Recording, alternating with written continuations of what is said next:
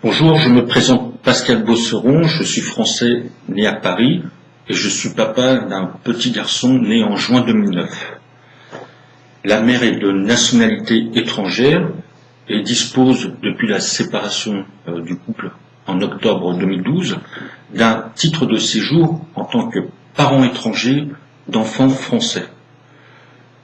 Nous habitons actuellement sur l'île de la Réunion et je fais cette vidéo pour dénoncer les magouilles d'un CMPP, c'est-à-dire d'un centre médico-psycho-pédagogique, qui a utilisé mon fils dans un prétendu suivi durant la procédure de divorce pour en réalité intervenir au moment opportun afin de servir et garantir uniquement les intérêts de la mère, c'est-à-dire lui permettre à tout prix d'obtenir la garde de son fils. Alors je fais référence au CMPP Henri Vallon qui se trouve au 21 rue Almagnan à Sainte-Clotilde. Et plus particulièrement, je vise le pédopsychiatre Fabrice Samin, qui fait office de directeur médical du CMPP Henri Vallon, et de la psychologue Laurence Rabasa-Gauvin, qui serait expert psychologue auprès de la cour d'appel de Saint-Denis.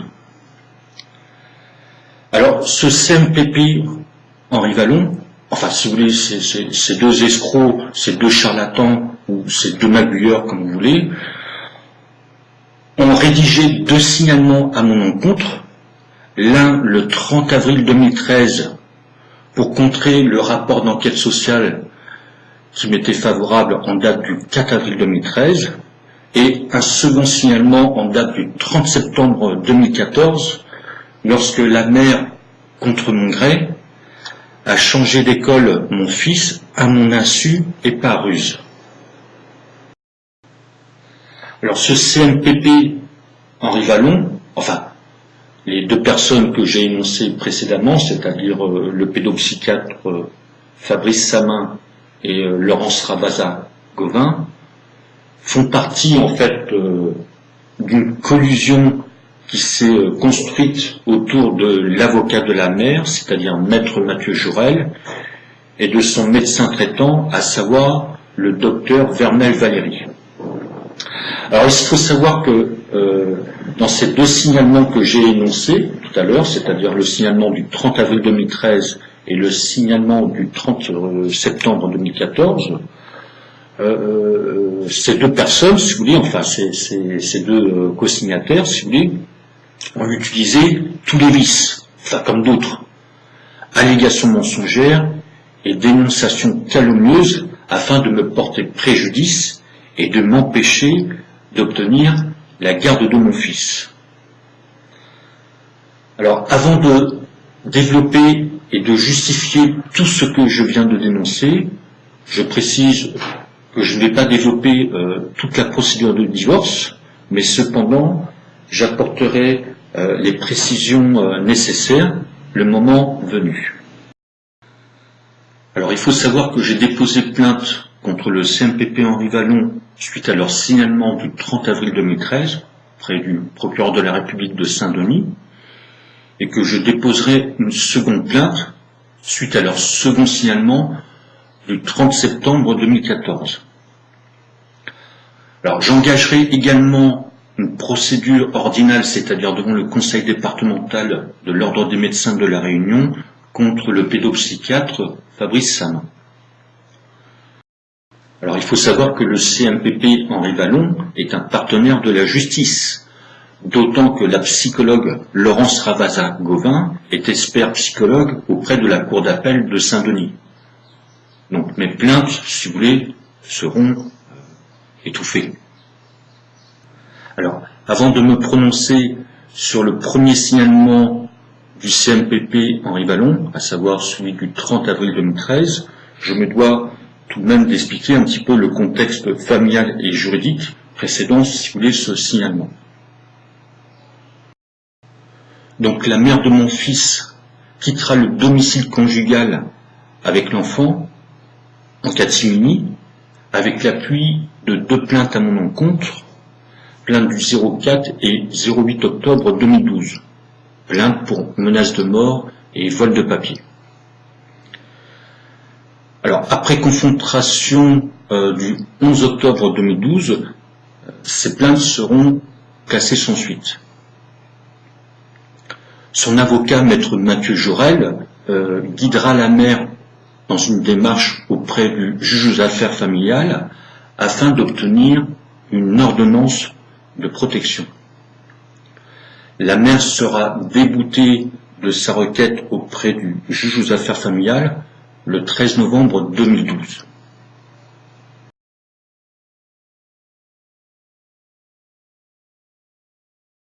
Alors l'objectif, si vous voulez, de cette démarche auprès du juge aux affaires familiales pour obtenir une ordonnance de protection, tout comme d'ailleurs ces plaintes du 4 et du 8 octobre 2012, était surtout destiné à obliger le préfet à lui délivrer un titre de séjour en raison de violences conjugales, comme le lui oblige la loi.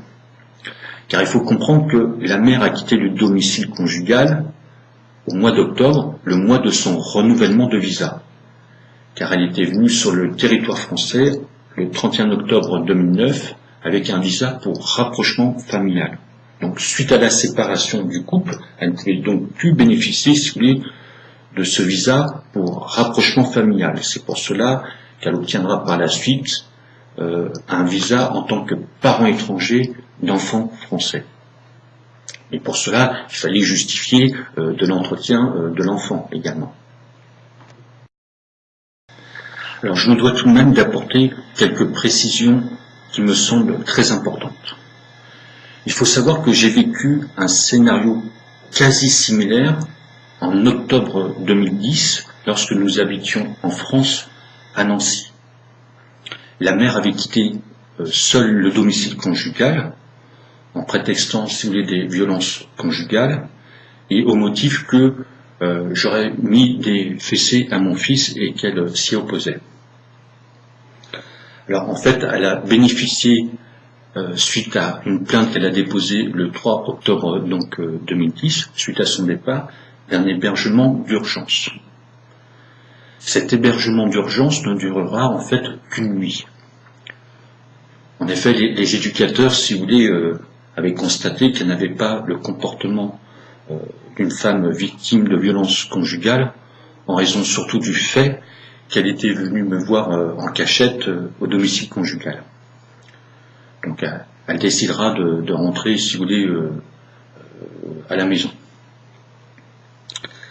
Alors concernant cette plainte du 3 octobre 2010, dont j'ignorais l'existence, si vous voulez, je serai auditionné en août 2012, lorsque nous nous trouvions, si vous voulez, sur la Réunion, et cela, en réalité, sous l'impulsion de son avocat, maître Mathieu Jorel. Car il faut savoir que, en lisant, si vous voulez, ces plaintes du 4 et du 8 octobre 2012, on comprend, si vous voulez, que la mère s'était rapprochée de maître Mathieu Jorel, si vous voulez, son avocat, dès janvier 2012. Alors pourquoi elle s'est rapprochée d'un avocat dès janvier 2012 ? C'est tout simplement parce que moi, dès fin 2011, j'envisageais un éventuel retour au pays natal de la mère, à savoir Madagascar.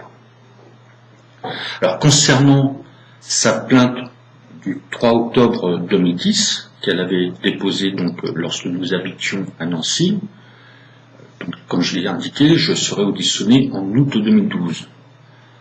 Suite à mon audition, une médiation pénale sera ordonnée. Cette médiation pénale a eu lieu le 28 septembre 2012. Et lors de cette médiation pénale, j'ai refusé, si vous voulez, de signer l'accord de médiation en expliquant être en situation de mariage gris. Alors le mariage gris, en fait, c'est lorsque une personne de nationalité étrangère use, on va dire, de ses sentiments pour mettre la main, en fait, sur une personne de nationalité française, dans l'objectif, si vous voulez, d'aller sur le territoire français afin d'obtenir des papiers et de bénéficier, si vous voulez, des avantages sociaux.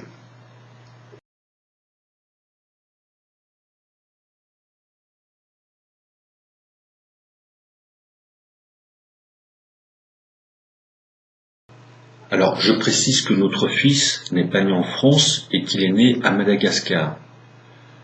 Et que si pour moi, la naissance de notre enfant est due à un acte d'amour, je dirais que pour la mère, il est surtout dû à un acte à but lucratif.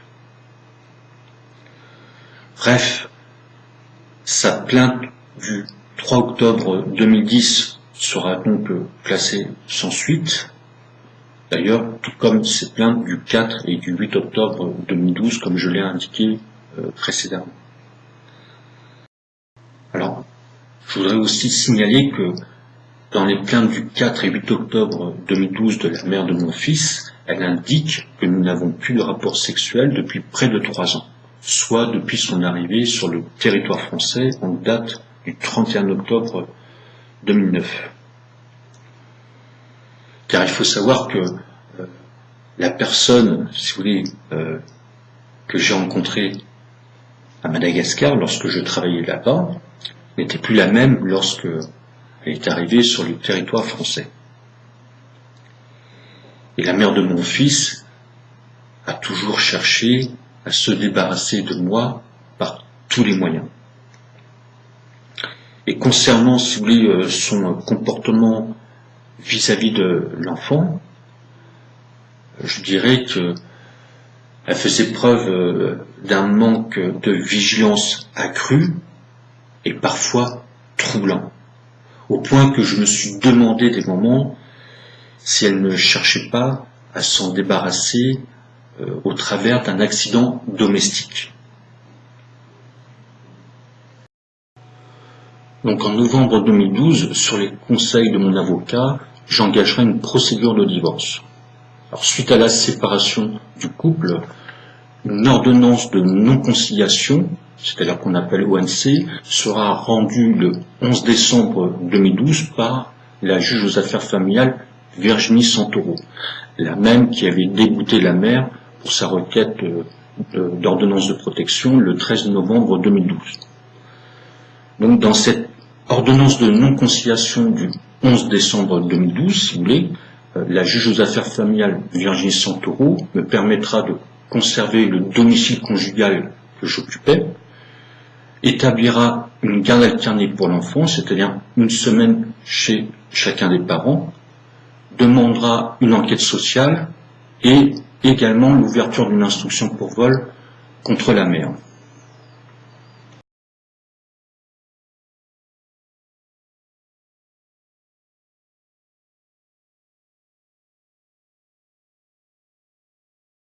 Alors, concernant l'instruction pour vol ouverte à l'encontre de la mère, cela fait surtout référence à ces vols qu'elle commettait en profitant de ses sorties avec notre fils.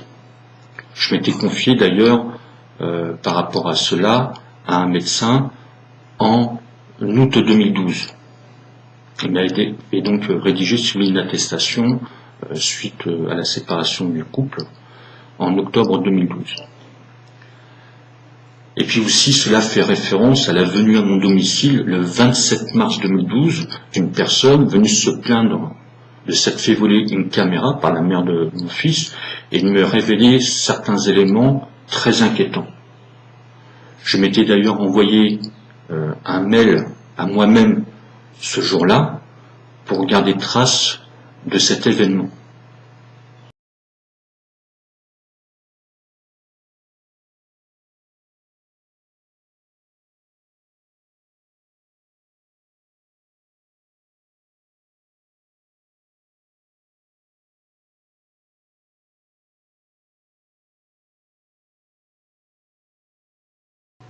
Alors c'est clair que lorsque j'ai eu connaissance de cette décision de justice, c'est-à-dire cette ONC du 11 décembre 2012 qui établissait une garde alternée pour l'enfant, cela m'était inconcevable. Car quel parent accepterait une garde alternée alors qu'une instruction pour vol est ouverte à l'encontre de l'autre parent et que celui-ci est hébergé dans un foyer où règne un climat de violence récurrent, comme l'indique un article de presse du 4 décembre 2012. Car il faut bien dire que cette ONC du 11 décembre 2012 était contraire à l'intérêt supérieur de l'enfant, au bon sens et au droit.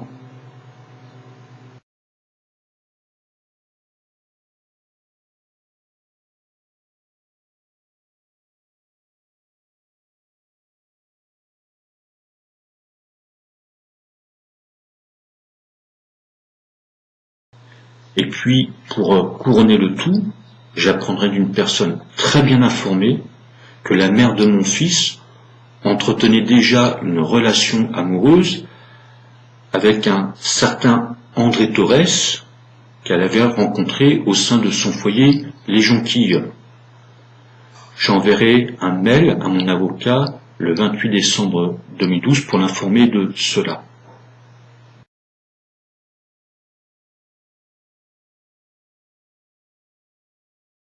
Alors je voudrais quand même apporter une précision importante, c'est que la juge aux affaires familiales n'avait pas tous les éléments que je viens d'énoncer, et l'audience trop courte, si vous voulez, ne m'avait pas permis de m'exprimer sur les fortes craintes que j'ai envers mon fils par rapport à sa maman. Alors, face à cette garde alternée qui avait été prononcée le 11 décembre 2012, je refuserais de remettre mon fils à la mère pour qu'elle aille ensuite dans son foyer Les Jonquilles. Je contestais, si vous voulez, les modalités d'hébergement. Je n'empêcherai pas toutefois la mère de voir son fils, quand elle le souhaite. Alors, la police viendra le 27 janvier 2013 au domicile conjugal que j'occupais, afin que la mère puisse repartir avec son fils. Je serai donc poursuivi pour non-représentation d'enfant et outrage et rébellion. Je serai donc condamné le 18 avril 2013 par rapport à ces faits. Et lors de cette audience, si vous voulez, le 18 avril 2013, j'ai refusé de m'expliquer sur la non-représentation d'enfants. Car il faut savoir que j'avais fait appel de cette garde alternée, c'est-à-dire de cette décision de justice civile concernant la procédure de divorce, et que je préférais, si vous voulez, garder mes arguments pour cette procédure d'appel de la garde alternée.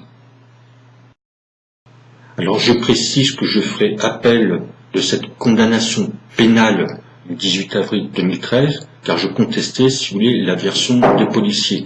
Et notamment, j'avais l'intention, par la suite, de m'expliquer sur la non-représentation d'enfants. Donc je ferai appel de cette condamnation pénale, du 18 avril 2013, le 19 avril 2013.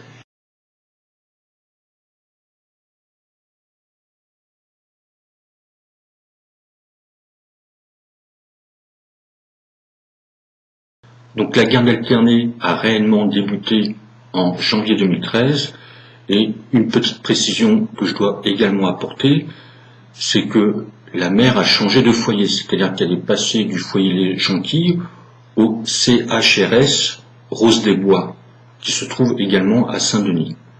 Alors, il faut savoir que son changement de domicile, personne m'en a informé, que ça soit la mère ou la justice, si vous voulez. Donc je n'avais pas connaissance, moi, de son nouveau lieu d'hébergement.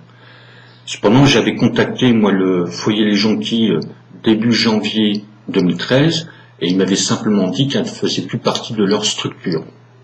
Donc je n'avais aucune adresse, si vous voulez, la concernant.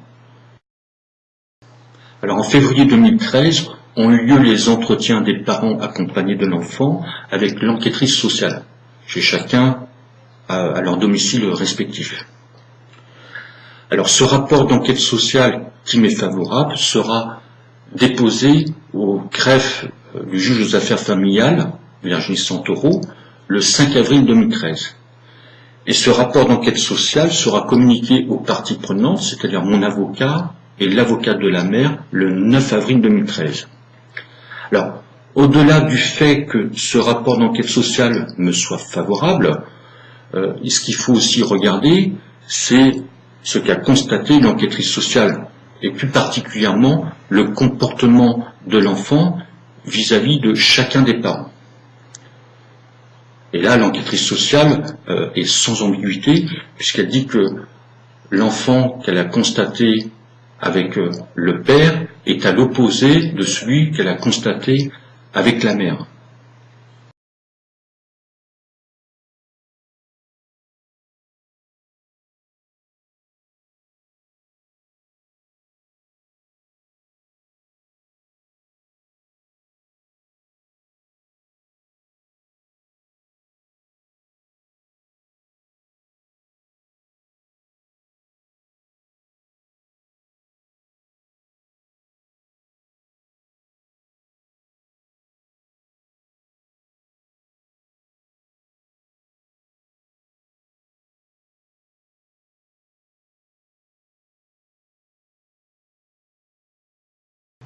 Alors, suite à ce rapport d'enquête sociale qui m'est favorable, toute une collusion s'est constituée autour de l'avocat de la mère, maître Mathieu Jaurel, et du médecin traitant de la mère, le médecin généraliste, docteur Vermel Valéry.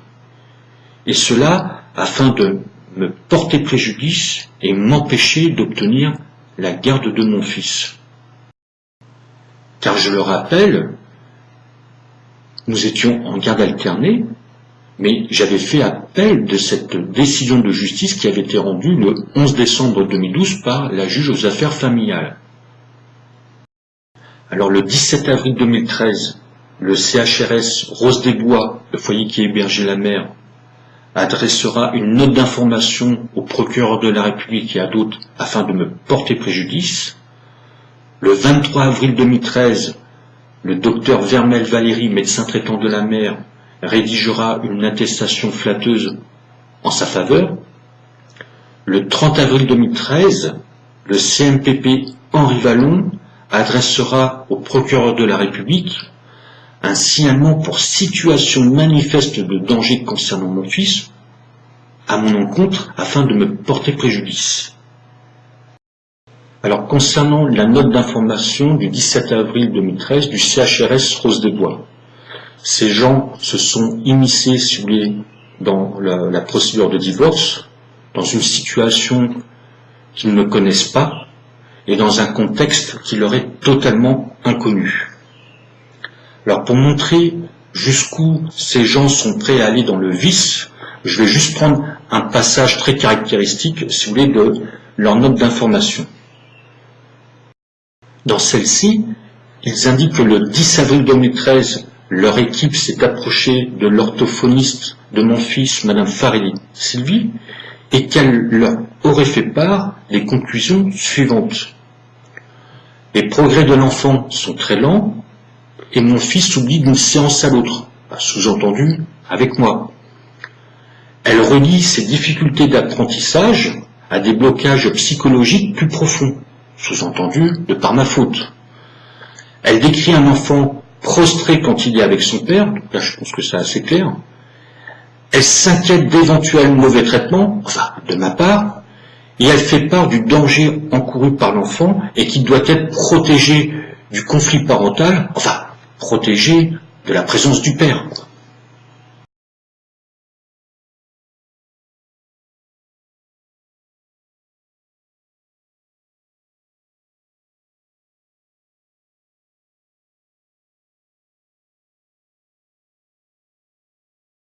Alors suite à cela, j'ai adressé un mail le 22 mai 2013 à l'orthophoniste Madame Farelli Sylvie, car je ne pouvais pas croire ce que je venais de lire. Elle me répondra par mail le 6 juin 2013 en m'informant qu'elle a adressé un courrier en recommandé au juge aux affaires familiales. Et donc par mail, elle m'adressera une copie de ce courrier. Et voilà ce qu'elle indique. Alors qu'elle a bien eu un entretien téléphonique avec Sébastien Ferron du CHRS Rose des Bois, mais qu'en fait, elle conteste les propos qui ont été rapportés suite à leur entretien téléphonique. Alors, tout cela pour dire que nous avons ici affaire à de la dénonciation calomnieuse de la part du CHRS Rose des Bois à mon encontre.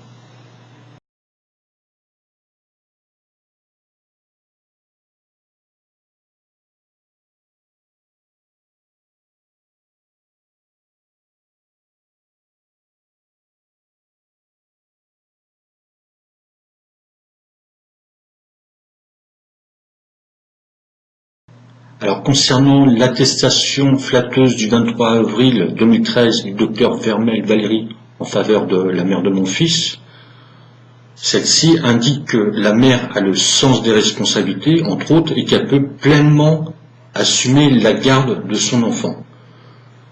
Donc on voit bien, si vous voulez, qu'elle prend clairement parti pour la mère. Et il faut savoir qu'un médecin n'a pas à s'immiscer dans les affaires privées.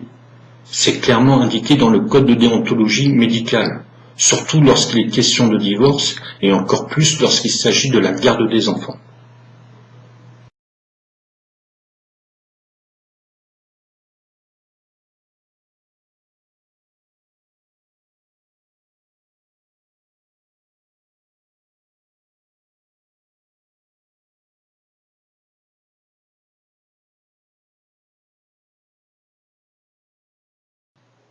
Concernant le signalement du 30 avril 2013 du CMPP Henri Vallon. Alors on se doute bien que j'ai pas mal de choses à dire, mais il faut savoir que mon fils leur a été adressé en février 2013 par le psychologue Laurent Fontaine. Qu'en février 2013, ont débuté les entretiens de l'enquêtrice sociale avec les parents accompagnés de l'enfant. Et j'ajouterai que ce suivi m'a été caché. Je n'ai jamais été informé que mon fils était suivi, si vous voulez, par un quelconque psychologue ou psychiatre. Alors, avant de présenter ce signalement du 30 avril 2013 du CMPP Henri Vallon, je voudrais apporter tout de même certaines précisions. Il faut savoir que le CMPP Henri Vallon se trouve au 21 rue Almagnan à Sainte-Clotilde, que le psychologue Laurent Fontaine se trouve au 14 rue Almagnan à Sainte-Clotilde, et que se trouve également au 14 rue Almagnan à Sainte-Clotilde le médecin traitant de la mère, à savoir le docteur Vermel Valérie, celle qui a rédigé une attestation flatteuse en date du 23 avril 2013 en faveur de la mère. Mais je voudrais apporter également d'autres précisions. Je résidais, en ce qui me concerne, au domicile conjugal qui se trouvait à la résidence du Mail, au 20 rue Jean Cocteau, à Sainte-Clotilde. Et il faut savoir que le médecin traitant de la mère, le docteur Vermel Valérie, a également pendant un moment été mon médecin traitant et qu'elle effectuait, si vous voulez, régulièrement des visites médicales là où je résidais, à savoir la résidence du Mail au 20 rue Jean Cocteau à Sainte-Clotilde. Mais j'ajouterais que l'avocat de la mère, maître Mathieu Jurel, a également résidé dans cette résidence du Mail au 20 rue Jean Cocteau à Sainte-Clotilde et qu'il a effectué son stage d'avocat à quelques mètres au 22 rue Jean Cocteau au cabinet Fayette. Tout cela pour dire que tous ces gens se connaissent parfaitement et que ce signalement du 30 avril 2013 a été destiné, comme je l'ai expliqué au début de la vidéo, à m'empêcher d'obtenir la garde de mon fils. Et c'est pour cela que j'indiquais qu'une collusion s'était construite autour de l'avocat de la mère, maître Mathieu Jurel, et du médecin traitant de la mère, à savoir le docteur Vermel Valérie. Et il ne fait absolument aucun doute pour moi que la véritable instigatrice du suivi de mon fils par le CMPP Henri Vallon est en réalité le docteur Vermel Valérie par l'entremise du psychologue Laurent Fontaine.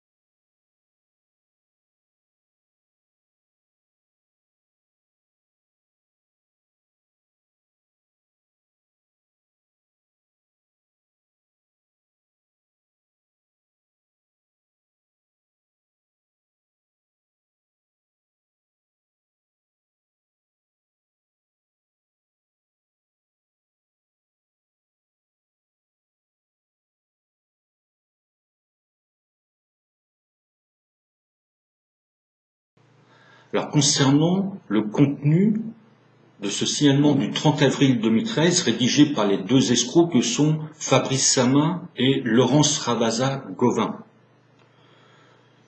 Il parle ici, si vous voulez, d'un enfant en situation de danger grave. Je rappelle que je venais de bénéficier d'un rapport d'enquête sociale où l'enquêtrice avait pu constater le comportement de l'enfant en présence de chacun des deux parents. On constate que ces deux escrocs ont cherché à prendre directement contact avec l'enquêtrice sociale. Par contre, ils n'ont jamais cherché à me rencontrer, ni même à prendre contact avec moi. Il suffisait pourtant tout simplement de demander le numéro de téléphone ou mon adresse à la mère de mon fils. Alors dans ce signalement, il est indiqué qu'il y a une audience auprès du juge aux affaires familiales prévue le 7 mai 2013. Alors je vais juste préciser que cette information apparaît également dans la note d'information du CHRS Rose des Bois qu'ils ont rédigée le 17 avril 2013. Alors il faut savoir que je n'ai jamais été informé, moi, de cette audience auprès du juge aux affaires familiales, du 7 mai 2013. Je ne sais pas si elle a eu lieu, enfin en tout cas je n'ai aucune information par rapport, si vous voulez, à cette audience.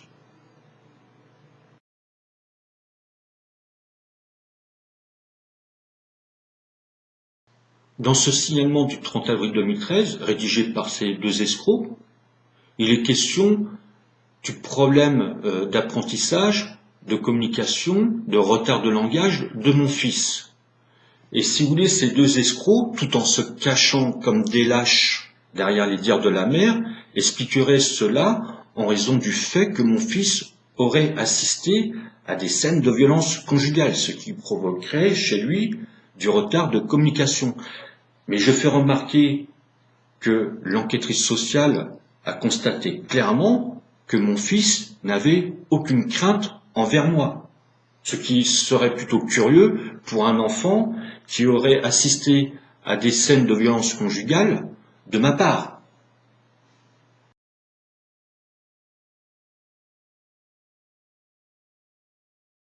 Et puis que ça soit la crèche, l'école, les médecins, l'assistante sociale, qui m'ont vu régulièrement avec mon fils, jamais une de ces personnes n'a émis l'idée ou l'hypothèse que mon fils, si vous voulez, avait un quelconque problème vis-à-vis de moi. Je parle d'une crainte ou d'une peur ou quoi que ce soit qui aille dans ce sens.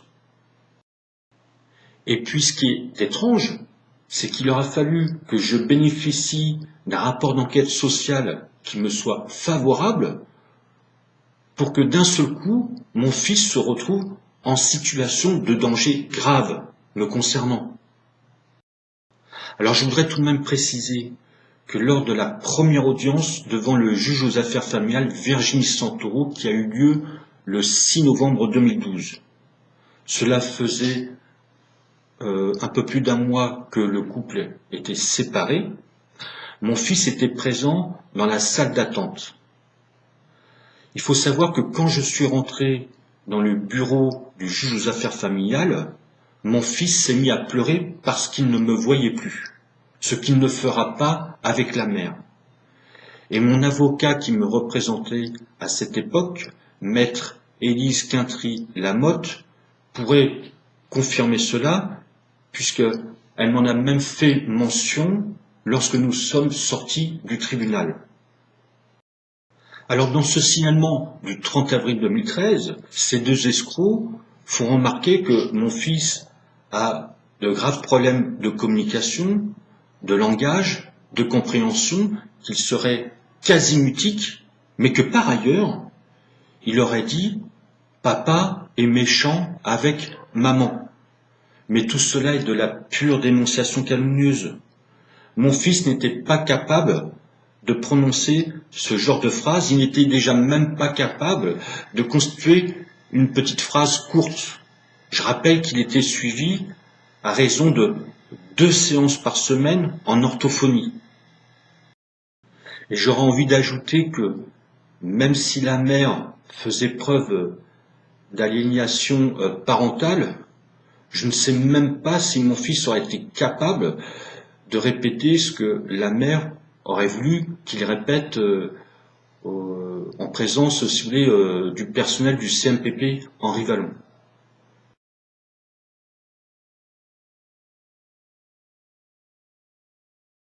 Alors je voudrais quand même ici apporter une information importante, c'est que mon fils avait régulièrement des problèmes de santé, et cela même avant la séparation du couple. Il avait régulièrement des rhinopharyngites, bronchites, otites, poussées de fièvre. Et quelques jours après ce signalement du 30 avril 2013, mon fils était victime d'apnée de sommeil, c'est-à-dire des coupures de respiration qui surviennent la nuit. Et cela a pour conséquence de toucher le cœur et le cerveau de l'enfant avec une gravité croissante. Mais il arrive régulièrement que des enfants aient du retard de langage, de communication, d'apprentissage. Mais en ce qui concerne mon fils, se greffer par-dessus cela des problèmes récurrents de santé. Mais ces deux escrocs, dans leur signalement du 30 avril 2013, ont totalement ignoré l'aspect médical de mon fils. D'ailleurs, il n'y a aucune trace de cela dans leur signalement. Car, comme je l'ai expliqué, ce signalement a été rédigé dans l'unique objectif de contrer le rapport d'enquête sociale qui m'est favorable afin de permettre à la mère d'obtenir la garde de son fils. Dans ce signalement du 30 avril 2013, ces deux escrocs font mention de professionnels qui auraient décrit un comportement violent et inquiétant de ma part. Alors ils font référence à une assistante sociale du GUT, une assistante sociale que je voyais, et cela même avant la séparation du couple, accompagnée de la mère de mon fils et de notre enfant, mais sans apporter le moindre justificatif. Ils font référence aux éducateurs du CHRS Rose-des-Bois, des gens qui ne m'ont jamais vu, jamais rencontré et n'ont jamais cherché à le faire. Et enfin, ils font référence à une orthophoniste. Alors, concernant l'orthophoniste, il s'agit de Madame Sonia Michalon, la première orthophoniste qui a suivi mon fils, et cela dès août 2012.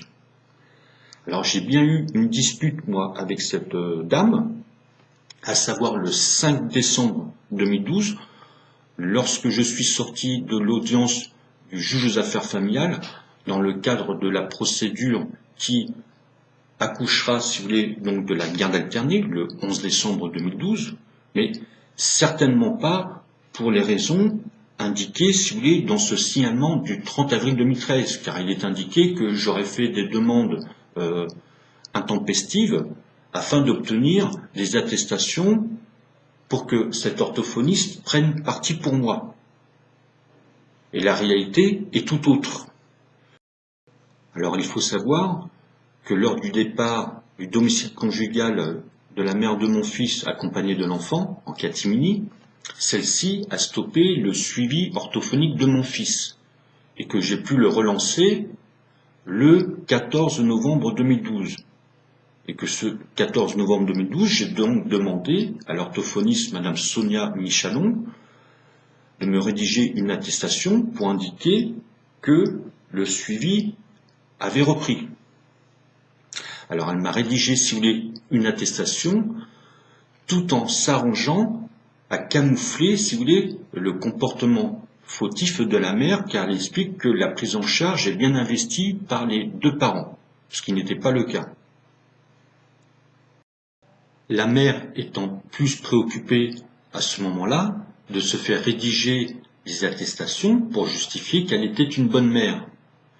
Et elle se fera rédiger une attestation le 2 novembre 2012 auprès de son médecin traitant, à savoir le docteur Vermel Valérie, qui se trouve, comme je l'ai déjà dit, au 14 rue Almagnan, à Sainte-Clotilde. Mais il faut savoir que l'orthophoniste Madame Sonia Michalon se trouve également au 14 rue Almagnan à Sainte-Clotilde. Donc je fais remarquer que la mère est capable d'aller chez son médecin traitant pour se faire rédiger une attestation, mais n'est pas capable, par contre, d'amener son fils chez l'orthophoniste.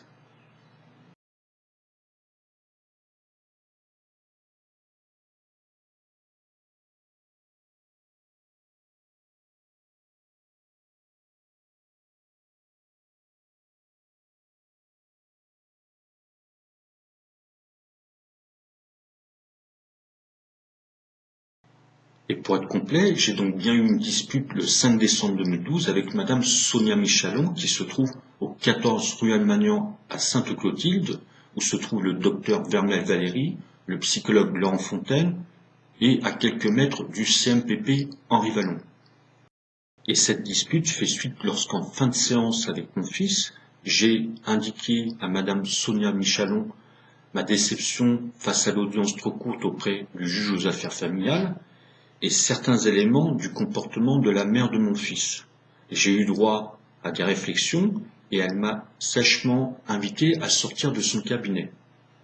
J'ai donc laissé éclater ma colère car j'ai compris que le docteur Vermel Valéry et Madame Sonia Michalon s'étaient en fait concertés et étaient toutes deux contre moi.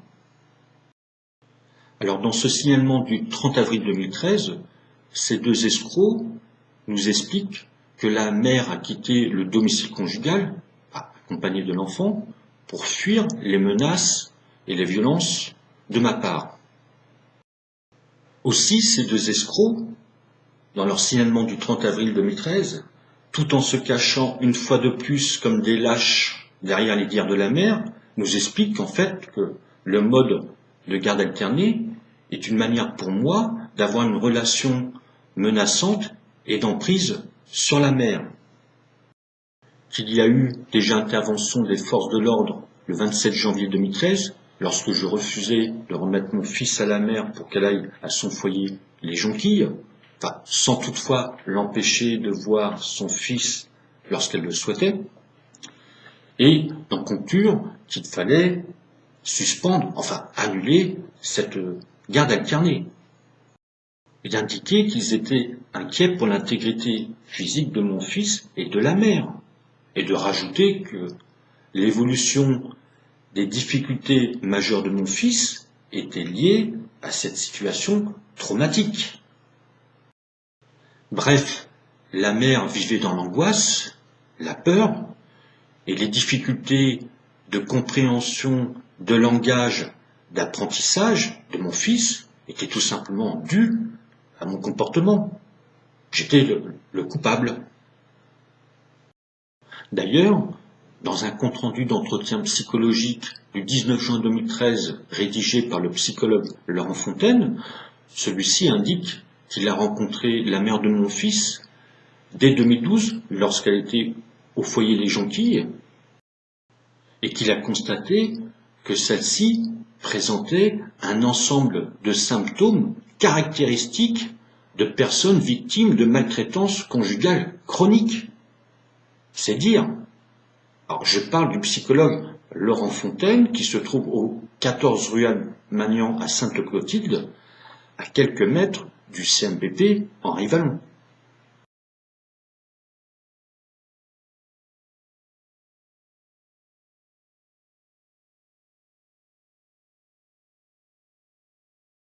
Alors, face à cela, face à ces allégations mensongères, ces dénonciations calomnieuses, certificats de complaisance, signalement abusif, il y a la fiction, le pipeau, et puis la réalité des faits, qui vont à l'encontre de toutes ces conneries que j'ai pu découvrir à travers ces signalements. Et la réalité, on peut la trouver déjà dans nos échanges SMS, c'est-à-dire entre moi et la mère de mon fils. Et ces échanges SMS permettent déjà d'en apprendre beaucoup sur la réalité de nos relations. Car il faut savoir que la mère de mon fils est partie le 8 octobre 2012 en catimini avec son fils, que j'ai pu revoir mon fils le 26 octobre, et que celui-ci a réintégré, si vous voulez, le domicile conjugal en date du 13 novembre 2012. Et en ce qui concerne la mère, on se voyait régulièrement, on mangeait même ensemble, et elle me réclamait même au mois de décembre 2012 que je lui fasse des copies de films en guise de cadeau de Noël.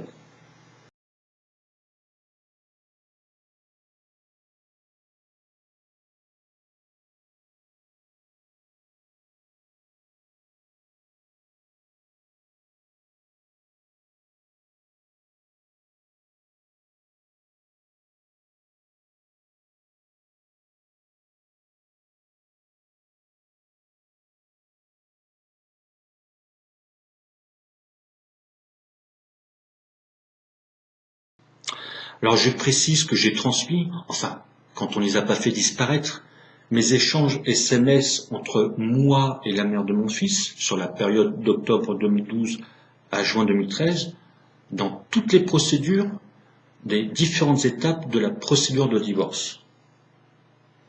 Alors je rappelle aussi que ces plaintes d'octobre 2012 ont été classées sans suite, tout comme sa plainte d'octobre 2010, que la mère s'est fait débouter de sa demande d'ordonnance de protection auprès du juge aux affaires familiales le 13 novembre 2012.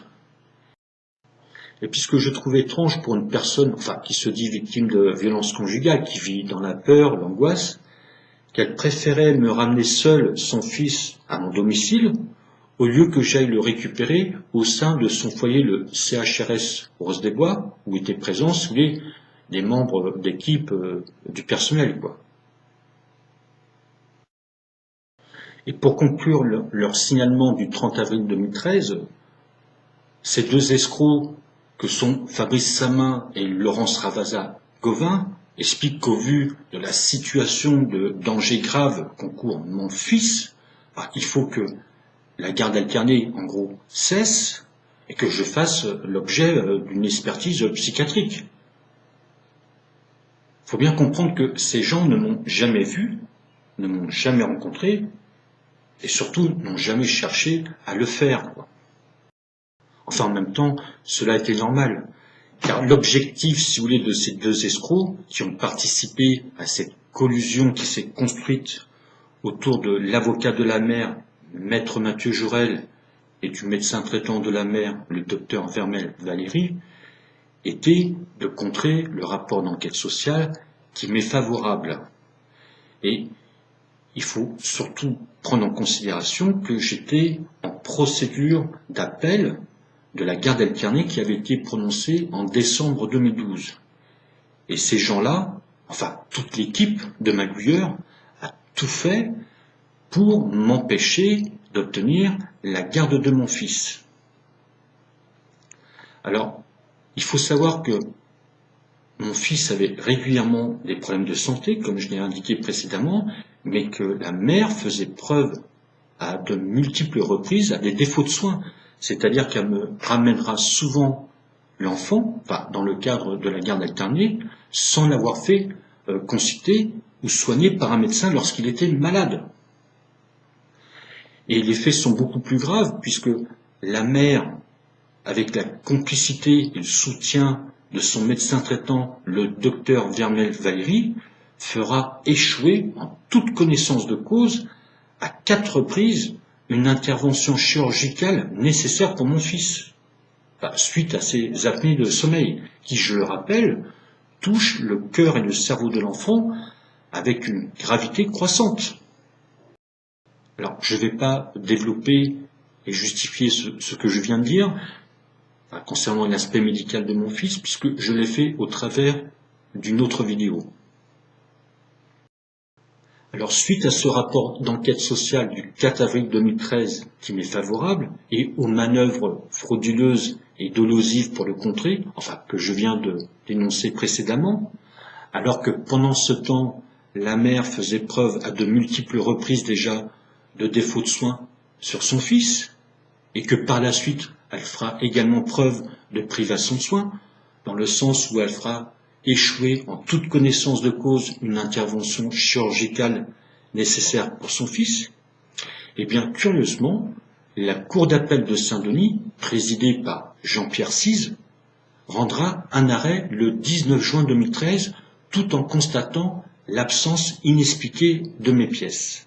C'est-à-dire que la Cour d'appel de Saint-Denis s'étonnera d'avoir une seule pièce sur les 20 qu'elle était censée avoir. Alors que l'avocat adverse, c'est-à-dire Maître Mathieu Jaurel, disposait déjà le 12 juin 2013 de 39 de mes pièces. Alors ce que je veux dire par là, c'est que la Cour d'appel de Saint-Denis aurait dû, elle aussi, avoir ses 39 pièces. Mais on a fait disparaître ces pièces car il fallait camoufler les défauts et privations de soins de la mère, car la mère avait déjà fait échouer, avant cet arrêt du 19 juin 2013, à 2 reprises l'intervention chirurgicale nécessaire pour mon fils. Et puis, il fallait également faire disparaître d'autres pièces, tout comme mes échanges SMS entre moi et la mère de mon fils. Et puis, il fallait surtout laisser place à la note d'information du 17 avril 2013 du CHRS Rose-des-Bois et surtout du signalement du 30 avril 2013 du CMPP Henri Vallon, rédigé par nos 2 escrocs Fabrice Samin et Laurence Ravasa-Gauvin. D'autant que Laurence Ravasa-Gauvin est expert psychologue auprès de la Cour d'appel de Saint-Denis.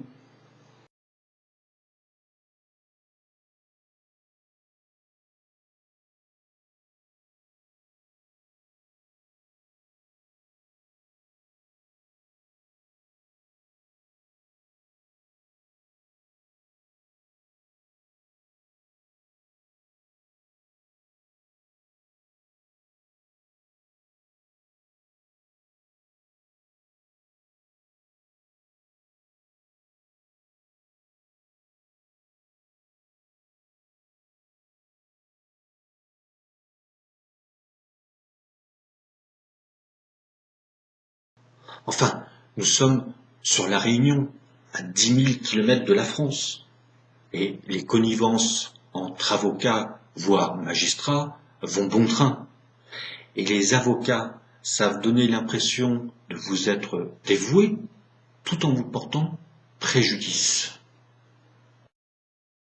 Alors, suite à cet arrêt du 19 juin 2013 de la Cour d'appel de Saint-Denis, rendu par Jean-Pierre Cise, issu de Magouille, je me verrai infliger un droit de visite médiatisé pour voir mon fils. C'est-à-dire que je pourrais le voir, en gros, une après-midi, la première, 3e et éventuellement 5e semaine du mois, au sein d'une association. La résidence habituelle de l'enfant, enfin la garde de mon fils, sera donc attribuée provisoirement à la mère. Ce qui n'empêchera pas la mère de faire de nouveau échouer à 2 reprises l'intervention chirurgicale indispensable pour celui-ci, à savoir le 24 juin et 8 juillet 2013. Alors, suite aux privations de soins de la mère exercées sur son fils. Nous parlons tout de même d'une mère qui aura fait échouer à 4 reprises une intervention chirurgicale indispensable pour l'enfant. Et pour être plus précis, les opérations programmées du 28 mai 2013 et du 10 juin 2013, donc avant que soit rendu l'arrêt du 19 juin 2013 de la Cour d'appel de Saint-Denis, puis du 24 juin 2013 et du 8 juillet 2013, après que soit rendu l'arrêt de la Cour d'appel de Saint-Denis. Alors il faut savoir que lorsque j'ai eu connaissance de par la mère que la 4e opération chirurgicale programmée pour mon fils n'aurait pas lieu, c'est-à-dire celle du 8 juillet 2013, j'ai croisé la mère accompagnée de notre enfant, si vous voulez, près de mon domicile, rue Montion. N'oublions pas tout de même que nous parlons d'une mère qui vivait dans l'angoisse et dans la peur vis-à-vis de moi. J'ai pris mon fils avec moi et je suis retourné à mon domicile. Donc la police viendra le récupérer 1 heure plus tard et je serai donc placé en garde à vue et poursuivi pour soustraction d'enfant. Alors il faut savoir que mon fils sera opéré le 16 juillet 2013 sous la volonté et l'impulsion du médecin traitant de la mère, à savoir le docteur Vermel Valéry.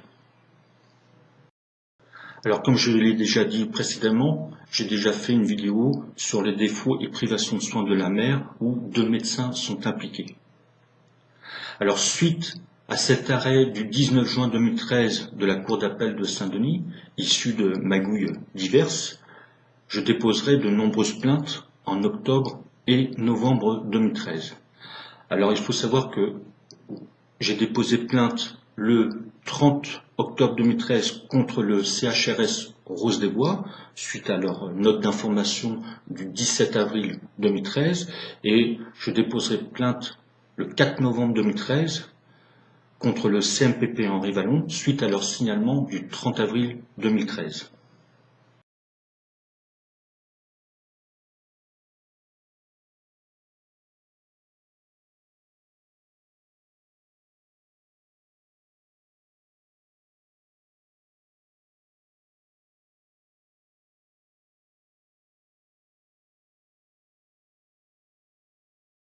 Alors, en ce qui me concerne, pour avoir pris mon fils le 6 juillet 2013 suite aux privations de soins de la mère, je serai condamné par le tribunal correctionnel de Saint-Denis pour soustraction d'enfant à 3 mois de prison avec sursis. Alors, il faut savoir que la juge a refusé de prendre mes pièces qui, il est vrai, lui étaient présentées le jour de l'audience. Je ferai donc appel le lendemain de cette condamnation pénale.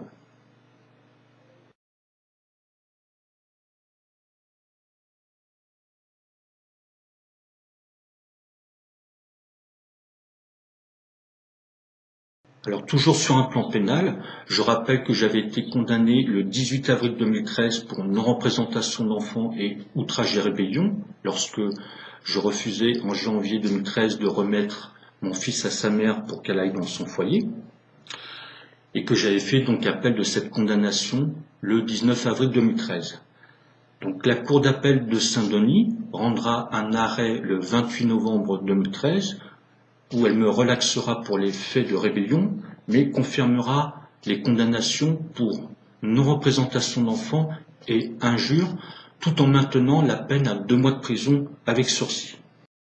Alors je dirais que concernant la condamnation pour non-représentation d'enfants, la Cour d'appel de Saint-Denis a été plus soucieuse de protéger une décision de justice, à savoir l'ordonnance de non-conciliation du 11 décembre 2012 qui avait été rendue par la juge aux affaires familiales et qui ordonnait donc une garde alternée, que de reconnaître que celle-ci était contraire à l'intérêt supérieur de l'enfant, au bon sens et au droit pour les raisons que j'ai déjà expliquées.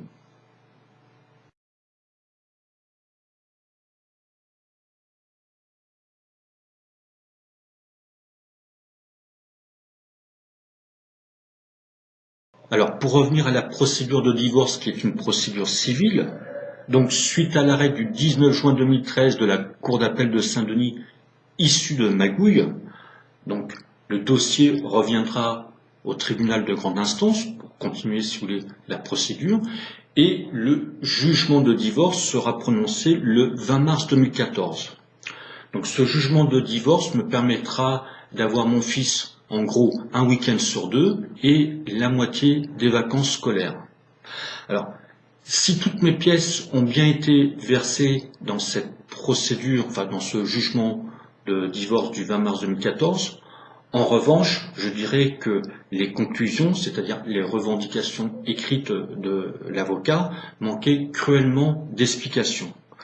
Au point que la juge, dans son jugement de divorce du 20 mars 2014, me met en garde d'un éventuel retrait de l'autorité parentale si je venais à en abuser. Mais ce qui est incroyable, c'est que la mère faisait régulièrement preuve de défaut de soins, c'est-à-dire que lorsque mon fils était malade, eh bien, elle l'amenait pas chez le médecin, et que surtout, elle fera échouer de manière manifeste une intervention chirurgicale indispensable pour l'enfant à 4 reprises. Mais comme je l'ai déjà dit, les revendications écrites de l'avocat manquaient cruellement d'explications.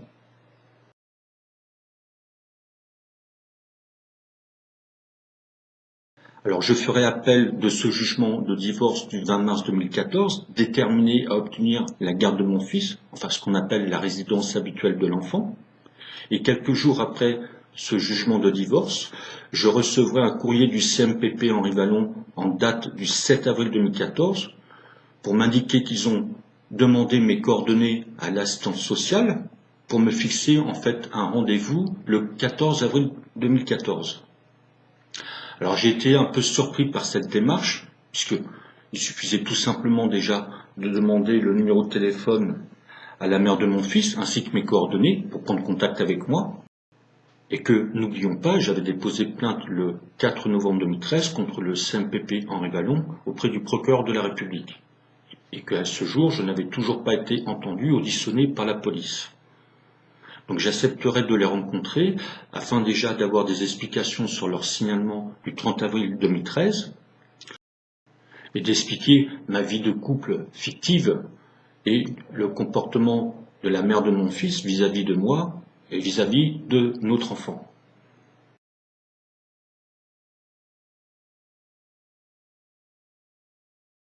Alors j'ai eu 3 entretiens avec le pédopsychiatre Fabrice Samin, où était curieusement présente Madame Martineau, une personne de l'équipe administrative du CMPP Henri Vallon, et non Madame Laurence Ravasa-Gauvin, psychologue du CMPP, qui est co-signataire du signalement du 30 avril 2013. Et concernant, si vous voulez, ces 3 entretiens, le premier était surtout destiné à avoir des explications suite à leur signalement du 30 avril 2013, mais selon eux, ce signalement n'était pas dirigé à mon encontre. Bref, j'ai expliqué, si vous voulez, ma vie de couple, enfin avec la mère de mon fils. Le second entretien, j'exposerai tout l'aspect médical de mon fils, mais là encore, il n'était pas au courant que mon fils s'était fait opérer. Ils ne connaissaient même pas le docteur Vermel Valéry, selon leur dire. Donc je voulais déjà, dès la fin de ce deuxième entretien, mettre fin à nos entrevues. Mais je déciderai d'aller à un 3e entretien pour connaître les raisons du suivi de mon fils par le CMPP Henri Vallon. Alors je n'aurai pas d'explication claire, si ce n'est de me dire qu'il en a pour plusieurs années, et on m'orientera très rapidement de nouveau vers ma relation entre moi et la mère de mon fils. Donc j'aurai la vive impression que ces gens-là, en fait, je parle de Madame Martineau et du pédopsychiatre Fabrice Samin, cherchaient, si vous voulez, un moyen de pouvoir justifier, si vous voulez, leur signalement du 30 avril 2013. Un dérapage de ma part, un dérapage verbal, je ne sais quoi, mais bon, j'ai donc stoppé, si vous voulez, mes entrevues avec eux, et je recevrai, si vous voulez, de la part du CMPP Henri Vallon, un courrier en date du 17 juin 2014, qui fait clairement office d'allégation mensongère. Car, dans ce courrier, ils disent bien qu'ils ont pris acte de la fin de nos entrevues, mais eux parlent de consultation. Mais moi, je ne suis jamais allé les voir dans le cadre d'un suivi de ma part. Et dans ce courrier, ces gens-là expliquent qu'au cours des 3 entretiens, nous avons échangé sur les difficultés de mon fils, mais ce qui est totalement faux. Ces gens-là n'ont jamais été capables de m'exposer la moindre raison qui justifiait le suivi de mon fils par leur équipe. Et ces gens-là, enfin ces escrocs, ont le culot de dire que ma participation aux soins de mon fils sera nécessaire lorsque cela me sera possible.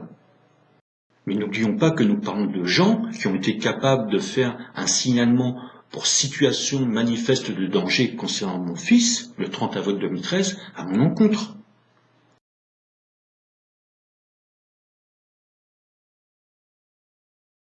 Alors, comme je le disais précédemment, le jugement de divorce du 20 mars 2014, pour lequel j'avais fait appel, me permettra d'être avec mon fils un week-end sur 2 et la moitié des vacances scolaires. Lorsque mon fils était avec moi, il avait des profondes angoisses et des crises de pleurs lorsqu'il s'agissait du retour au domicile de sa maman. J'ai donc enregistré, si vous voulez, des vidéos pour témoigner de ces moments difficiles aussi bien pour lui que pour moi, afin de me prémunir de toute nouvelle attaque de la part d'intervenants extérieurs. Je fais référence surtout au CMPP Henri Vallon. Alors, toutes ces petites vidéos que j'ai réalisées durant la période de procédure d'appel de jugement du divorce du 20 mars 2014, soit sur la période d'avril 2014 à mai 2015, où d'ailleurs mon fils âgé de moins de 6 ans me révélera que sa maman le frappe avec la ceinture, sont regroupés dans une seule vidéo qui est déjà disponible, donc je ne vais pas les présenter à nouveau dans celle-ci.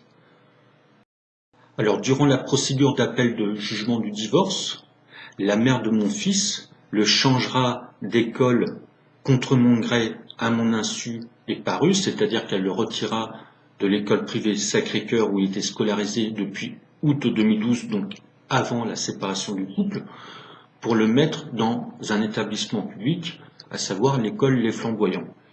Et elle me mettra devant le fait accompli le vendredi 29 août 2014, lorsque j'irai récupérer mon fils pour le prendre avec moi pour le week-end. Alors je précise que j'avais informé l'école privée Sacré-Cœur que je m'opposais à toute radiation de mon fils de leur établissement et que donc la mère n'avait pas le certificat de radiation et qu'elle aura réussi à obtenir une dérogation de la part de la mairie afin de l'inscrire, si vous voulez, à l'école publique Les Flamboyants, tout en précisant qu'elle leur apporterait, si vous voulez, le certificat de radiation de l'école privée Sacré-Cœur. Alors j'adresserai un mail le 1er septembre 2014 à la direction de l'Académie de la Réunion afin de m'opposer, si vous voulez, à l'inscription de mon fils à l'école publique Les Flamboyants et qu'il remette celui-ci à l'école privée Sacré-Cœur où il était scolarisé, comme je l'ai déjà dit, depuis août 2012. Et la direction de l'Académie répondra favorablement à ma requête dès le 1er septembre 2014, c'est-à-dire le jour même, et mon fils réintégrera l'école privée Sacré-Cœur.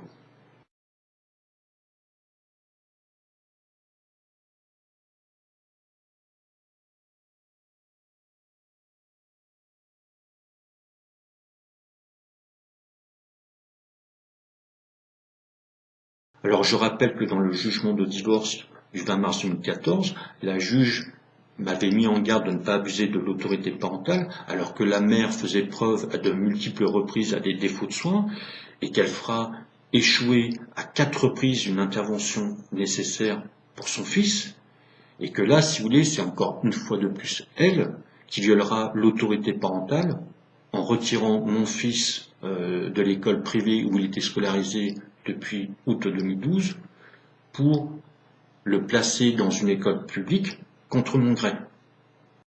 Alors justement, je rappelle que j'avais dû prendre mon fils avec moi le 6 juillet 2013 lorsque mon fils était privé de soins par la mère, que j'avais été condamné le 19 novembre 2013 pour soustraction d'enfant à une peine de 3 mois de prison avec sursis, et j'avais fait donc appel de cette condamnation pénale, et que là, la Cour d'appel de Saint-Denis rendra un arrêt le 11 septembre 2014 en confirmant cette condamnation pour soustraction d'enfant, mais ramènera la peine de 3 mois de prison avec sursis à une simple amende de 1 000 € avec sursis.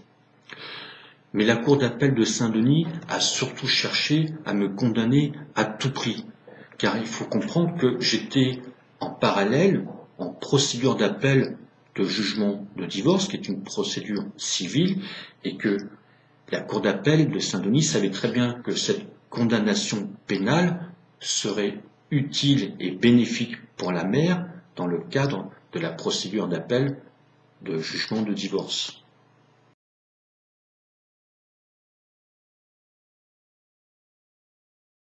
Alors, concernant ma plainte que j'avais déposée le 30 octobre 2013 contre le CHRS Rose-des-Bois suite à leur note d'information du 17 avril 2013, il faut savoir que je serai auditionné qu'en 2016, bien après que la procédure de divorce soit terminée. Et concernant la plainte du 4 novembre 2013 que j'avais déposée à l'encontre du CMPP Henri Vallon, suite à leur signalement du 30 avril 2013, je n'ai jamais été auditionné, je n'ai jamais été entendu, et la plainte a été classée le 28 août 2014, classée sans suite, au motif que les faits dont je me suis plaint ne sont pas punissables par la loi. Mais je rappelle que le CMPP Henri Vallon, tout comme le CHRS Rose des Bois, sont des partenaires de la justice puisqu'ils travaillent régulièrement ensemble.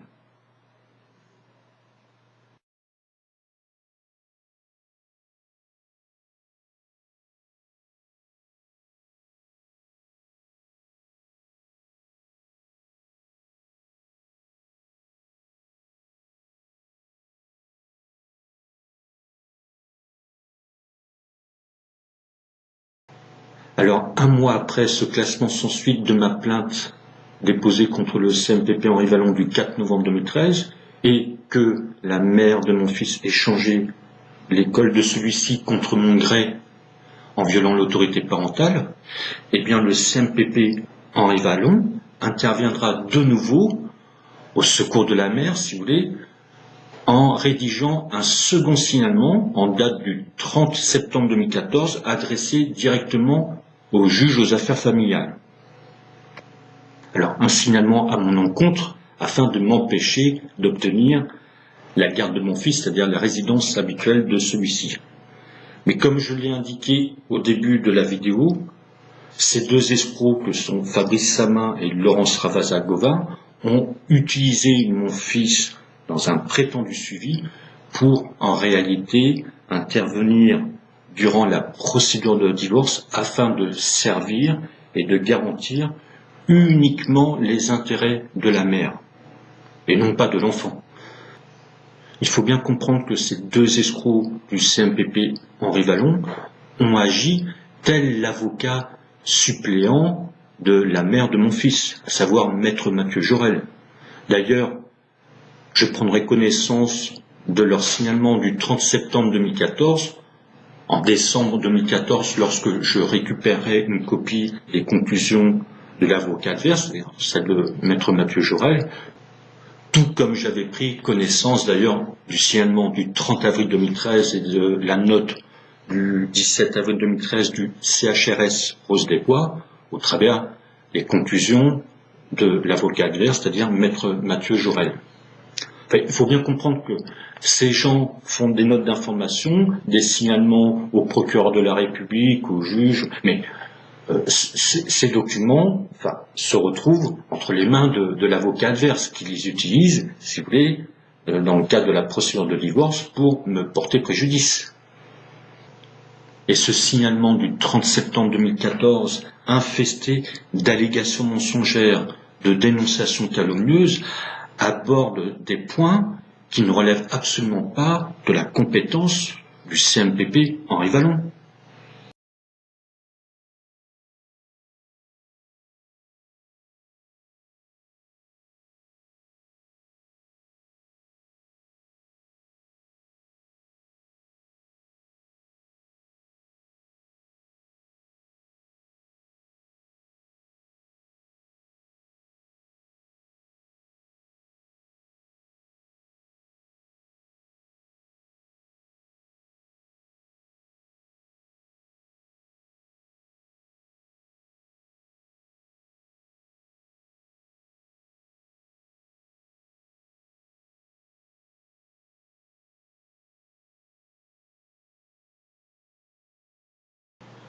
Alors ces deux escrocs, dans leur signalement du 30 septembre 2014, reviennent sur la séparation du couple et indiquent que la mère a déposé plainte pour violence conjugale pour justifier son départ. Mais je rappelle que cette plainte a été classée sans suite après confrontation et que moi je me trouvais dans un contexte avéré de mariage gris, ce que ces gens-là ne connaissent absolument pas. Ils indiquent également que suite à leur bilan effectué sur mon fils, c'est-à-dire en février 2013, ils ont constaté que celui-ci avait des problèmes de communication, de compréhension, Et que, suite à cela, en fait, un suivi sera mis en place par l'orthophoniste Madame Farelli Sylvie. Mais là encore, ce qui est totalement faux, puisque le suivi avec Madame Farelli Sylvie a démarré en décembre 2012. Or, le suivi par mon fils, par ces gens-là, enfin les gens du CMPP Henri Vallon, a démarré en février 2013, soit bien après le suivi initié avec Madame Farelli Sylvie.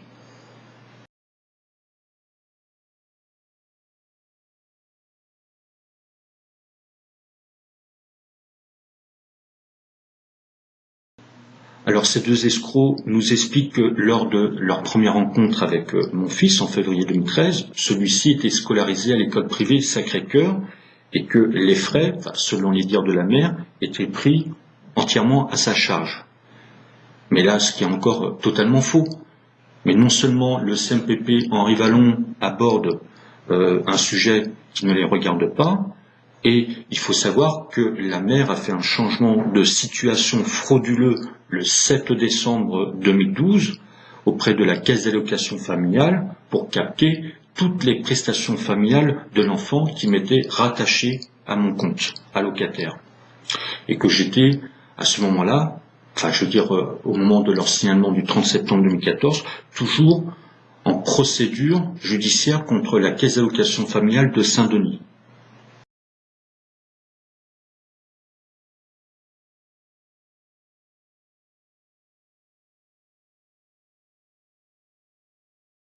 Alors, tout en prenant un air innocent, ces deux escrocs nous expliquent qu'il y avait une garde alternée et que suite à mon appel de cette décision de justice, je me verrais infliger, si vous voulez, un droit de visite médiatisé et la résidence habituelle de l'enfant sera fixée provisoirement chez la mère.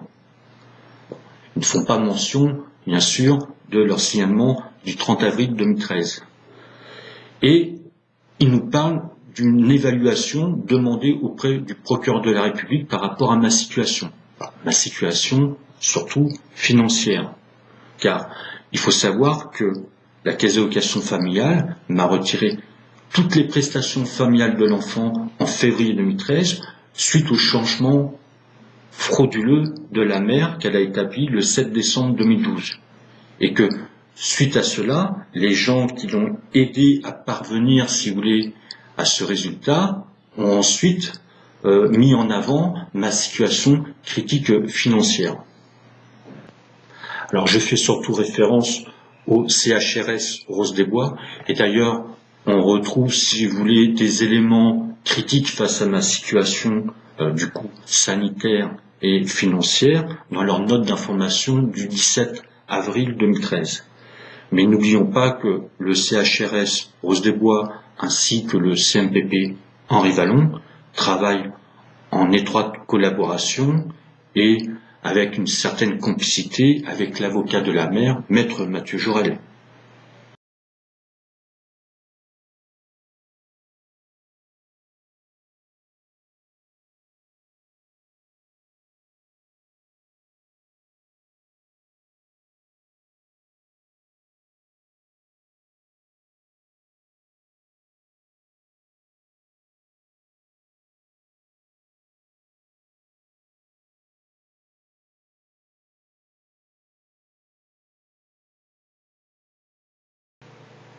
Alors ces deux escrocs nous indiquent dans leur signalement que suite au changement du cadre familial de mon fils, c'est-à-dire lorsqu'on a supprimé la garde alternée et qu'il ne me voyait qu'une fois tous les 15 jours dans le cadre de visites médiatisées, après concertation avec la maîtresse de moyenne section maternelle de l'école privée Sacré-Cœur et de l'orthophoniste Madame Farelli Sylvie, tout le monde a constaté une nette amélioration chez mon fils.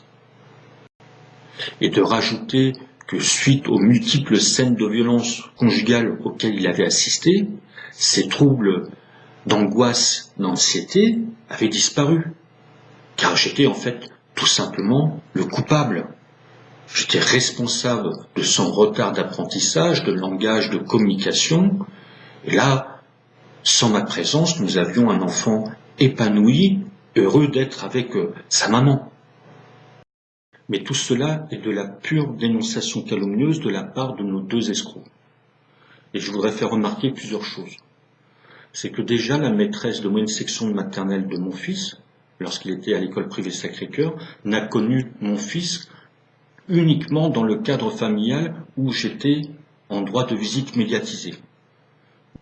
Donc pour qu'elle ait pu faire, si vous voulez, un constat, suite au changement du cadre familial, il aurait déjà fallu qu'elle ait mon fils en petite section de maternelle lorsque moi et la mère, nous étions en garde alternée par rapport à notre enfant, ce qui n'était pas le cas. Mais pour faire un peu plus rapide, le CMPP Henri Vallon emploie les méthodes du CHRS Rose des Bois, qui consistent à se cacher comme des lâches derrière des soi-disant constats de tiers pour porter des accusations. Mais il y a le pipeau, la fiction, comme je l'ai déjà dit, et puis la réalité. Et la réalité, on la trouve déjà dans les résultats scolaires de mon fils. Et que ce soit en moyenne section de maternelle, en grande section de maternelle, ou par la suite en classe de CP, toujours à l'école privée Sacré-Cœur, eh bien, à la vue de ses résultats scolaires, on constate qu'il avait toujours des difficultés de langage, de compréhension.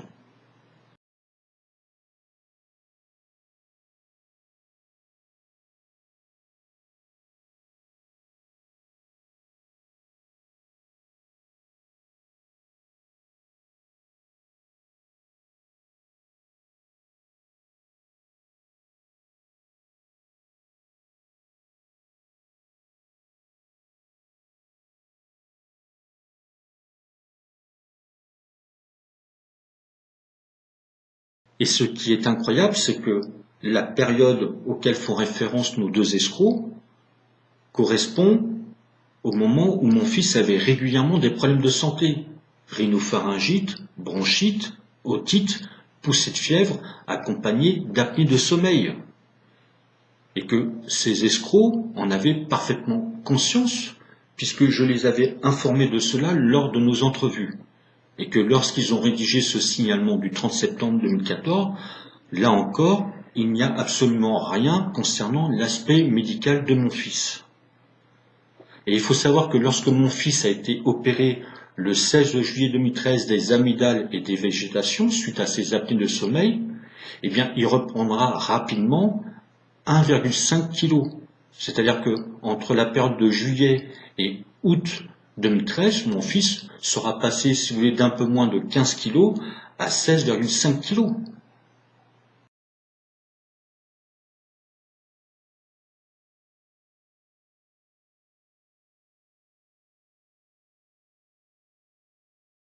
Et je vous invite à visualiser la vidéo que j'ai consacrée aux défauts et privations de soins de la mère, où 2 médecins sont impliqués.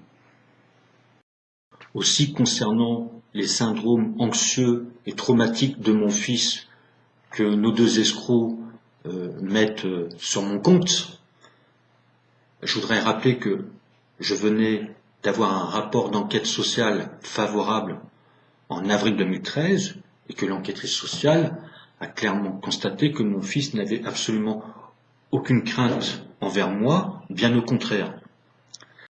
Et je précise que le CMPP Henri Vallon ne m'a jamais vu, enfin, vous cherchez à le faire, en présence de mon fils, pour voir déjà sa réaction.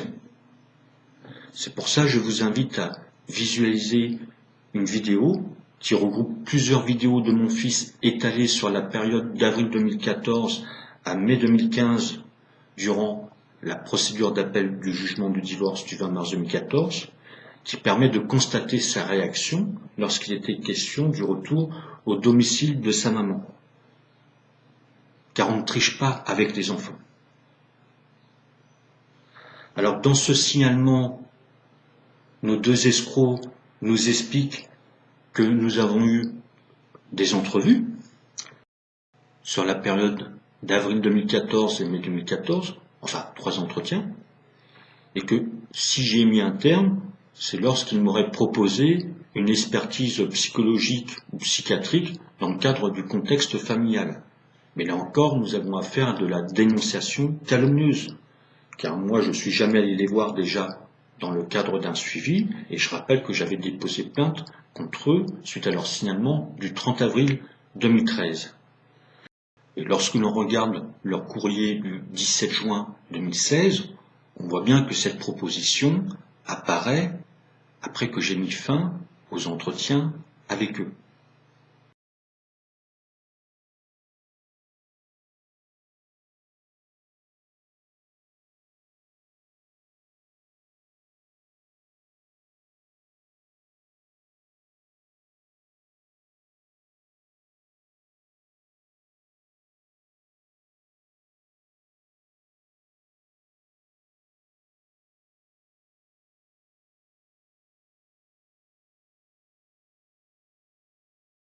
Et le reste du contenu de ce signalement du 30 septembre 2014, donc plus de la moitié, concerne, si vous voulez, le changement d'école de mon fils par sa mère.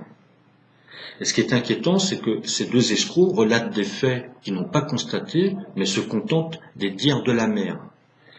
Et ils cautionnent le changement d'école de mon fils, tout en ne s'inquiétant pas de ma position sur ce sujet.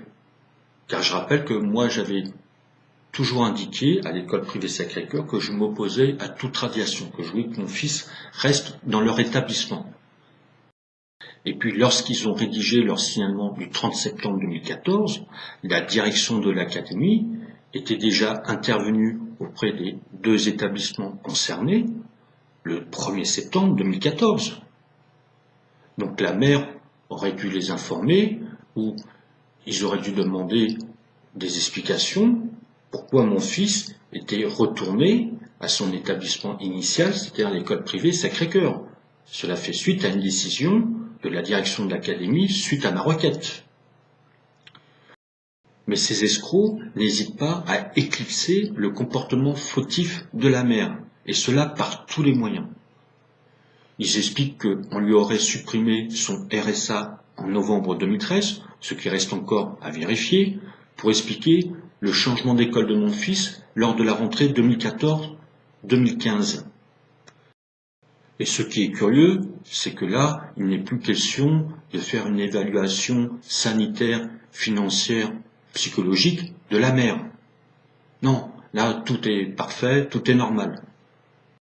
Et ces escrocs d'indiquer que mon fils aurait exprimé sa joie d'être dans sa nouvelle école, que suite à ce litige entre moi et la mère concernant l'établissement scolaire de mon fils, celui-ci aurait eu une régression du langage selon les dires soi-disant de l'orthophoniste, qu'il aurait été agressif en salle d'attente, enfin, plein de justificatifs pour tenter de camoufler, si vous voulez, le comportement fautif de la mère qu'elle a effectué en toute connaissance de cause.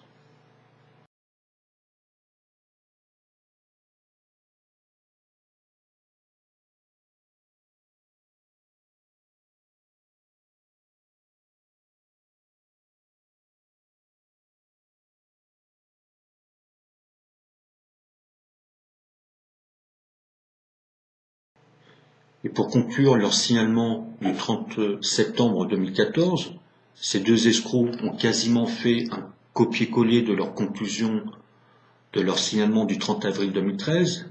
Ils indiquent que mon fils est en danger dans sa construction psychologique, son développement, et que par conséquent, il faut l'éloigner à tout prix du père, car je l'instrumentalise. Mais moi, je vous invite à visualiser la vidéo qui regroupe les vidéos de mon fils sur la période d'avril 2014 à mai 2015, soit au moment où intervient ce signalement du 30 septembre 2014 de ces deux escrocs que sont Laurence Ravazza-Gauvin et Fabrice Samin. Et il faut bien comprendre que j'étais en procédure d'appel de jugement de divorce et que ce signalement du 30 septembre 2014, tout comme celui du 30 avril 2013, a très certainement été commandité par l'avocat de la mère, maître Mathieu Jaurel. C'est pour cela que l'on retrouve ces signalements dans ses conclusions dans la procédure de jugement de divorce.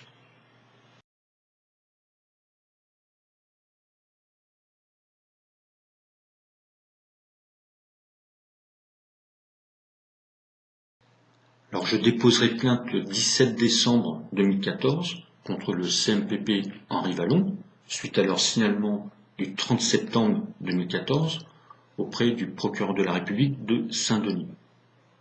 Alors je déposerai plainte en décembre, puisque j'aurai connaissance de ce signalement du 30 septembre 2014 au travers des conclusions de la partie adverse, c'est-à-dire maître Mathieu Jaurel, dans le cadre de la procédure d'appel de jugement de divorce.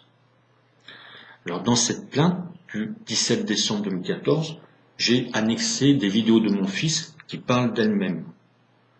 Vous pouvez retrouver, comme je l'ai déjà dit, ces vidéos dans une autre vidéo qui regroupe, si vous voulez, l'ensemble de ces vidéos prises sur la période d'avril 2014 à mai 2015.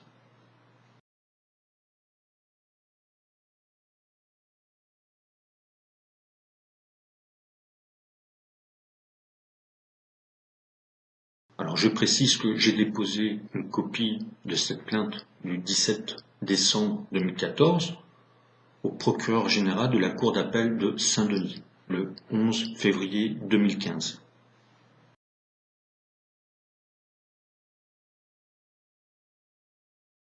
Alors il faut savoir que concernant cette plainte du 17 décembre 2014 contre le CMPP Henri Vallon, tout comme celle que j'avais déposée le 4 novembre 2013, je n'ai jamais été entendu, jamais auditionné. Donc je ne sais pas du tout ce qu'est devenu cette plainte. Enfin, si, je sais qu'elle a été étouffée, si vous voulez, par les magistrats du parquet. Car je le rappelle, le CMPP Henri Vallon est un partenaire de la justice.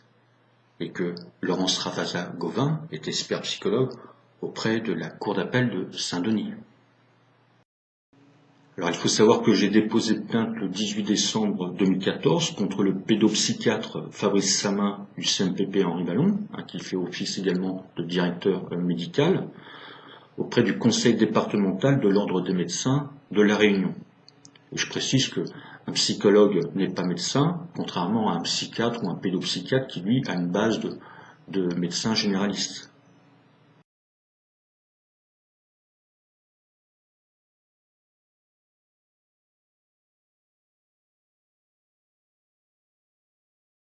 Donc dans cette procédure ordinale, c'est-à-dire devant le Conseil de l'ordre des médecins, une réunion de conciliation sera fixée le 19 février 2015, afin que le pédopsychiatre Fabrice Samin puisse apporter ses explications face à mes accusations.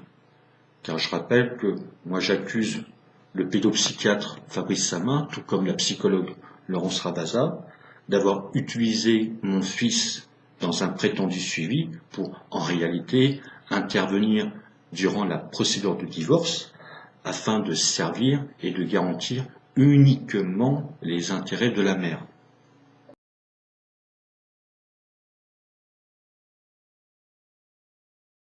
Donc, suite à cette réunion de conciliation du 19 février 2015, j'apprendrai par la suite, le 30 mars 2015, que le conseil départemental de l'ordre des médecins de La Réunion, lors d'une séance plénière, si vous voulez, a rejeté ma plainte au motif que, pour eux, le pédopsychiatre Fabrice Samin n'a enfreint aucune règle vis-à-vis du code de déontologie médicale pour effectuer ces signalements du 30 avril 2013 et du 30 septembre 2014.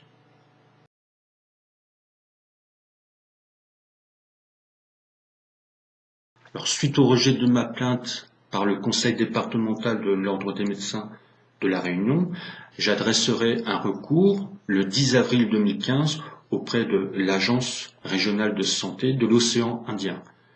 Et je communiquerai, si vous voulez, une copie de ce recours auprès du procureur général de la Cour d'appel de Saint-Denis et également au Conseil national de l'ordre des médecins situé en France.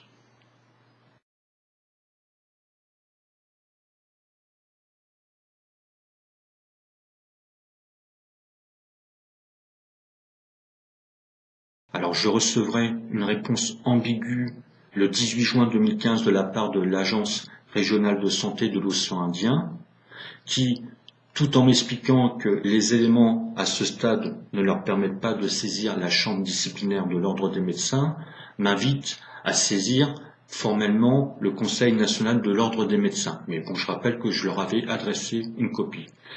Et de m'indiquer que la détermination de la prudence et de la circonspection nécessaires dans ce genre de signalement relève, selon eux, avant tout de la procédure judiciaire que j'ai engagée auprès du procureur de la République. Mais pour être plus clair, l'Agence régionale de santé de l'océan Indien a botté en touche.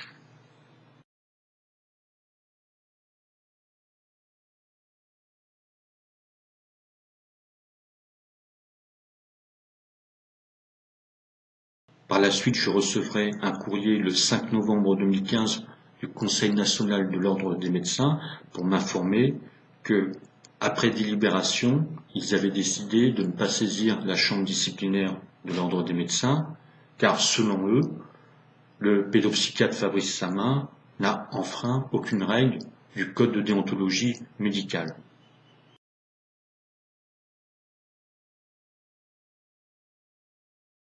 Alors, pour être plus clair, ma plainte à l'encontre du pédopsychiatre Fabrice Samin n'a jamais fait l'objet d'une instruction sérieuse auprès d'une quelconque chambre disciplinaire de l'ordre des médecins, puisque celle-ci a été rejetée avant qu'intervienne justement cette procédure.